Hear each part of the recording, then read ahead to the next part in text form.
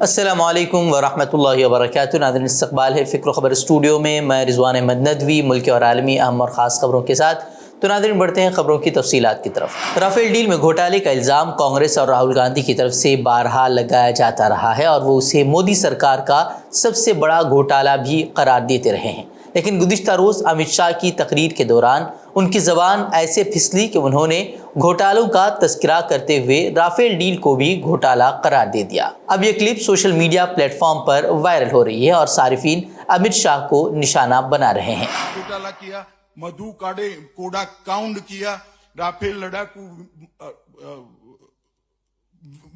ومان کی خریدی میں گھوٹالہ کیا. سینئر وکیل پرشانت بھوشن نے ٹویٹ کر لکھا کہ زبان لڑکھڑائی نہیں شاہ صاحب، آپ نے تو بالکل ٹھیک بولا. رافیل لڑاکو ومان کی خریداری میں بھی گھوٹالہ کیا. آپ بھی مانتے ہیں نا کہ چوکیدار چور تھا. وہ مہوا موئترا فین کلب نے لکھا کہ ایسے وقت میں جب بدعنوانی کی خبروں کی بارش ہو رہی ہے، امت شاہ کہہ رہے ہیں کہ رافیل لڑاکا طیاروں کی خریداری میں گھوٹالہ ہوا ہے. وہیں شانتنو نامی صارف نے لکھا کہ امت شاہ نے رافیل جیٹ گھوٹالے کو قبول کر لیا ہے. ویسے امت شاہ کے اس بیان پر آپ کیا سوچتے ہیں؟ کامنٹ باکس میں اپنی رائے ضرور رکھیں.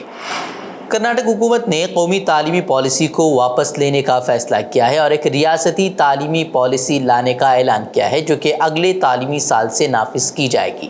نائب وزیر اعلیٰ ڈی کے شیو کمار نے نامہ نگاروں کو بتایا کہ یہ فیصلہ ریاستی حکومت کے عہدیداروں، ماہرین تعلیم اور ریاست کی یونیورسٹیوں کے وائس چانسلروں کی ایک اعلیٰ سطحی میٹنگ کے بعد لیا گیا ہے. انہوں نے کہا کہ اگلے سال ہم نئی کرناٹک تعلیمی پالیسی کے ساتھ آ رہے ہیں. وہی چیف منسٹر سدھارمیہ نے بھی حال ہی میں اس بات کی تصدیق کی تھی کہ کانگریس کے انتخابی منشور کو مد نظر رکھتے ہوئے NEP کو اگلے سال واپس لے لیا جائے گا جس میں متنازع پالیسی سے چھٹکارا پانے کا وعدہ کیا گیا تھا. آپ کو بتا دیں کہ مودی حکومت کے ذریعے لائی گئی نیو ایجوکیشن پالیسی پر شدید تشویش کا اظہار کیا جاتا رہا ہے. نئی تعلیمی پالیسی کو لے کر سماجی، تعلیمی، سیاسی حلقوں میں بھی شدید بے چینی پائی جا رہی تھی اور اس کی شدید مخالفت بھی کی گئی تھی. یہاں تک کہ غیر BJP حکمراں ریاست کیرلا اور تمل ناڈو حکومتوں نے تو پہلے ہی اسے مسترد کر دیا ہے. اتر پردیش میں ایک انوکھا معاملہ پیش آیا ہے. 4 چھوٹے اور نابالغ بچوں نے اپنی عمر سے زیادہ بڑا کارنامہ انجام دے کر سب کو حیران کر دیا ہے. معاملہ لکھنؤ کا ہے جہاں 4 نابالغ مسلم بچوں نے اپنی جان خطرے میں ڈال کر ایک نوزائیدہ بچے کی جان بچائی ہے، جس کے بعد پورا ملک ان بچوں کی ہمت کو سلام کر رہا ہے. معاملہ لکھنؤ کا ہے جہاں ایک شخص اپنے نوزائیدہ بچے کو دریا میں پھینک کر وہاں سے بھاگ گیا. دریا کے پاس کچھ مسلمان بچے کھیل رہے تھے اور یہ منظر وہ دیکھ رہے تھے تو انہوں نے بغیر تاخیر کیے اس نوزائیدہ بچے کو بچانے کا عزم کیا. ان میں سے 4 بچے توصیف، حسین، احسن اور غفران نے اپنی جان خطرے میں ڈال کر ندی میں چھلانگ لگا دی اور بچے کو بحفاظت باہر نکال لیا. ایکٹیوا سے جا رہے تھے گومتی میں پھینکنے بچے کو، تو پھر کیا ہوا؟ ہم لوگ نے اٹھا لائے. تو وہ کیا بچہ ڈوب گیا تھا؟ چاروں. کون تمہارے ساتھ اور کون کون تھا؟ یہ کیا نام بتاؤ نا. نام تم لوگ بتاؤ بیٹا اپنے. ہمارا نام محمد رفیق. تمہارا؟ محمد حسن. اور تمہارا؟ اور تم توصیف. مطلب تم لوگ نکال لائے، اتنے دمدار تھے. واہ. یہ معاملہ سوشل میڈیا پر وائرل ہو گیا اور جیسے ہی اتر پردیش کی گورنر کو اس بات کی خبر ملی تو وہ فوراً ان 4 بچوں کو اس نے اپنے گھر بلا کر ان کی حوصلہ افزائی کی. چندریان 3 بدھ کو چاند پر اترنے کے لیے بالکل تیار ہے. چاند مشن چندریان 3 کامیابی کے ساتھ اپنے آخری مرحلے میں پہنچ گیا ہے اور چندریان لینڈر ماڈیول ML 23 اگست کی شام 6:04 پر چاند کے جنوبی قطبی علاقے پر اترے گا. اب تک مشن بالکل اچھی کارکردگی کا مظاہرہ کر رہا ہے اور اب سب کی نظریں اس لینڈنگ پر ہیں جو اگر کامیاب ہو جاتا ہے تو وہ ہندوستان کو اقوام کے ایک ایلیٹ گروپ میں شامل کر دے گا جس میں امریکہ، روس اور چین شامل ہے. اسرو کے سائنسدان نصف شب سے چندریان 3 مشن کی نگرانی کر رہے ہیں. واضح ہے کہ چندریان 3 کی لینڈنگ سے چند گھنٹے قبل اسرو نے ایک سنگ میل حاصل کیا جب مدار میں لے جانے والے چندریان 2 نے کل چندریان 3 کا لینڈر ماڈیول ML رسمی طور پر اس کا استقبال کیا. چندریان 2 آربیٹر چندریان 3 لینڈر کے ساتھ اسرو کے لیے بیک اپ مواصلاتی چینل بنے گا. اتر پردیش کے بریلی ضلع میں ایک 17 سالہ مسلم لڑکے کو پیٹ کر مار ڈالنے کے الزام میں 4 ماہ بعد 5 پولیس اہلکاروں کے خلاف FIR درج کر لی گئی ہے. لڑکے کے والد کی جانب سے براہ راست FIR درج کرانے میں ناکامی کے بعد چیف جوڈیشل مجسٹریٹ کی عدالت کے حکم پر بریلی کے کینٹ پولیس اسٹیشن میں کیس درج کیا گیا ہے۔ واقعے کے وقت بریلی پولیس نے کہا تھا کہ نوجوان ارکان علی کی موت ایک حادثے میں ہوئی تھی۔ اور والد پپو قریشی نے الزام لگایا ہے کہ پولیس اہلکاروں نے نہ صرف ان کے بیٹے پر وحشیانہ حملہ کیا تھا بلکہ اس سے 30,000 روپے بھی لوٹ لیے تھے۔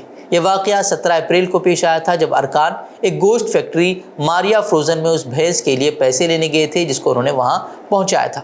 قریشی کا کہنا ہے کہ وہ رات 11:30 بجے تک ارکان کا انتظار کرتے رہے اور ان کے موبائل پر جب انہوں نے کال کیا تو پولیس نے کال اٹھایا اور انہیں 50,000 روپے لے کر آنے کو کہا گیا اور کہا گیا کہ اگر وہ پیسے نہیں لے کر آتے ہیں تو پھر گوکشی کے الزام میں اس پر کیس درج کرنے کی بھی انہوں نے دھمکی دے دی۔ ان کا الزام ہے کہ انہوں نے پولیس انسپیکٹر، کانسٹیبل اور ہوم گارڈ کو ان کے بیٹے کو بے رحمی سے مارتے پیٹتے ہوئے بھی دیکھا ہے۔ وہیں اب اس معاملے میں 4 ماہ بعد پولیس اہلکاروں کے خلاف FIR درج کر لی گئی ہے، لیکن انصاف ملے گا یا نہیں یہ تو آنے والا وقت ہی بتائے گا۔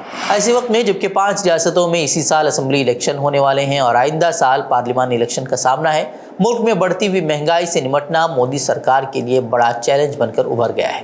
ٹماٹر کے بعد اب پیاز حکومت کے لیے دردسر بنتی نظر آ رہی ہے۔ ان اندیشوں کے بیچ کہ ستمبر میں پیاز کی قیمتیں آسمان چھو سکتی ہیں، مرکز نے 31 دسمبر تک کے لیے پیاز کی برآمد پر 40% کا اضافی ٹیکس لگا دیا ہے۔ اس کی وجہ سے اب اسے کسانوں کی برہمی اور احتجاج کا بھی سامنا ہے۔ ناسک، احمد نگر اور پونے میں کسانوں نے حکومت کے فیصلے کے خلاف احتجاج کرتے ہوئے پیاز کی نیلامی پر ہی روک لگا دی ہے۔ اگر کسانوں نے پیاز کی فروخت پر یہ پابندی جاری رکھی تو پھر قیمتوں کو قابو میں رکھنے کی مودی سرکار کی حکمت عملی اپنی موت آپ ہی مر جائے گی۔ مہاراشٹر میں بھی کسانوں کی اس برہمی کی وجہ سے ریاستی حکومت کی پریشانی بھی بڑھ گئی ہے۔ ایسے میں سابق وزیر زراعت دادا بھوسے نے کہا ہے کہ جو لوگ پیاز خرید نہیں سکتے وہ اسے کھائیں نہیں۔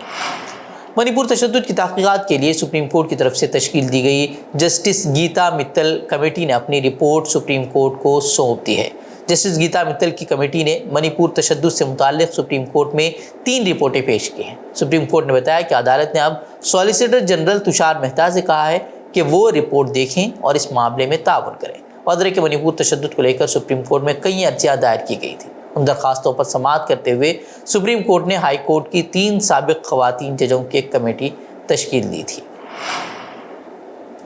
برطانیہ کی تاریخ کی بدترین سیریل کلر نرس جس نے 7 نوزائیدہ بچوں کو قتل کر دیا تھا، عدالت نے اب اسے سزا کا تعین کرتے ہوئے سزائے موت مقرر کر دی ہے۔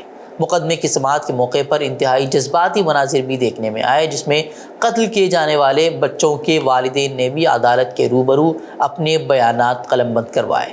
قبل ازیں گزشتہ ہفتے کاؤنٹیز آف چیسٹر اسپتال میں کام کرنے والی 33 سالہ لوسی لیڈبنی کے خلاف الزامات کی تحقیقات میں یہ بات ثابت ہو گئی تھی کہ نرس نے سال 2015 اور 2016 کے درمیانے عرصے میں دانستہ طور پر ان بچوں کو زہریلے انجیکشن یا زیادہ آکسیجن اور زبردستی متواتر ضرورت سے زیادہ دودھ پلا کر قتل کر دیا تھا۔ روس نے یوکرین میں لڑائی کو ہوا دینے والے یورپی ممالک کو خبردار کرتے ہوئے کہا ہے کہ جلد وہ مذاکرات کی بھیک مانگیں گے۔ روسی سلامتی کونسل کے نائب چیئرمین دمتری میدوف نے کہا کہ یوکرین میں مغربی ملکوں کی شکست یقینی ہے، وہ اپنی ساکھ بچانے کے لیے مذاکرات کی بھیک مانگیں گے۔ میدوف نے دعویٰ کیا کہ مغرب اس حد تک کیف کی حمایت جاری نہیں رکھے گا کہ اس کے مفادات کو نقصان پہنچے۔